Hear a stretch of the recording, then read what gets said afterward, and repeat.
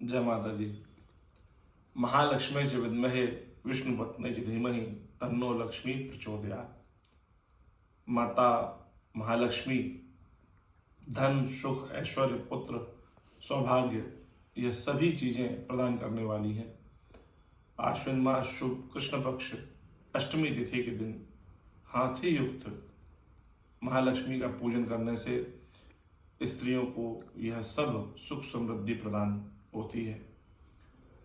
एक बार महालक्ष्मी व्रत का वर्णन करते हुए भगवान कृष्ण से युधिष्ठिर महाराज जी ने पूछा कि प्रभु, कोई ऐसे व्रत का वर्णन करें जिससे स्त्रियों को सुख समृद्धि सौभाग्य ऐश्वर्य की प्राप्ति हो।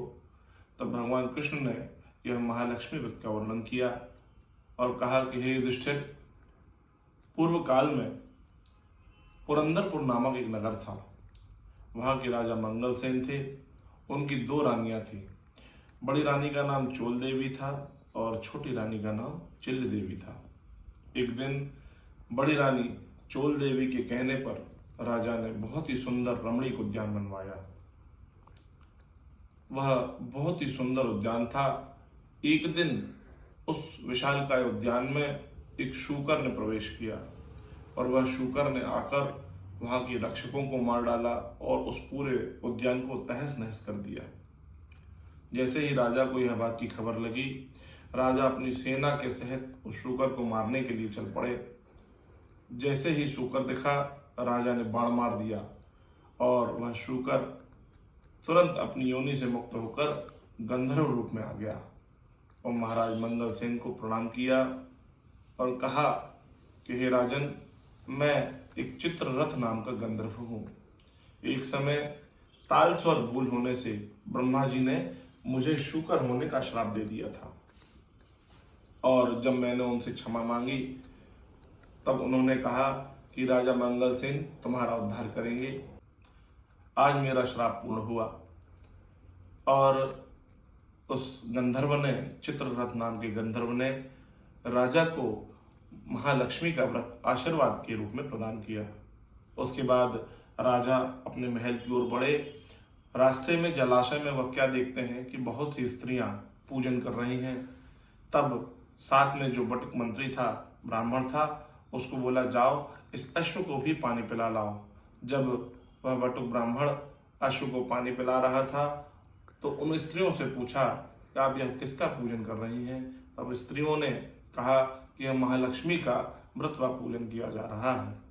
इस महालक्ष्मी के पूजन में 16 गांठ वाला एक डोरा भी माता महालक्ष्मी को चढ़ता है, जो कि बाद में प्रत्येक पूजन के बाद स्त्रियों को अपने हाथ में बांधकर रखना चाहिए।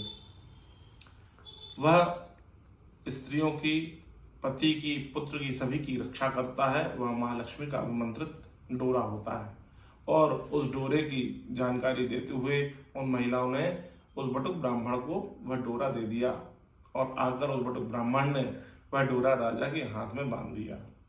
जब वह डोरा पहनकर राजा अपने महल पहुंचा तो बड़ी रानी चोल देवी के यहाँ गया और बड़ी रानी चोल देवी ने जैसे ही वह डोरा राजा के हाथ में देखा तो उस डोरे को तोड़कर फेंक दिया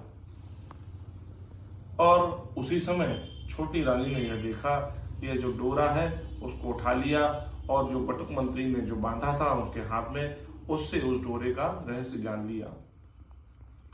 उसके बाद वह छोटी रानी चिल्ल देवी ने उस डोरे को अपने पास रखा, अपने हाथों पर बांध लिया और नित्य ही महालक्ष्मी का पूजन भी करती रही। जब आश्विन मास कृष्ण पक्ष अष्टमी दूसरे वर्ष आई तब राजा को अपने उस डोरे की याद आई। उसी समय माता महालक्ष्मी वृद्धा का रूप धारण करके बड़ी रानी चोल देवी के यहाँ जाती हैं।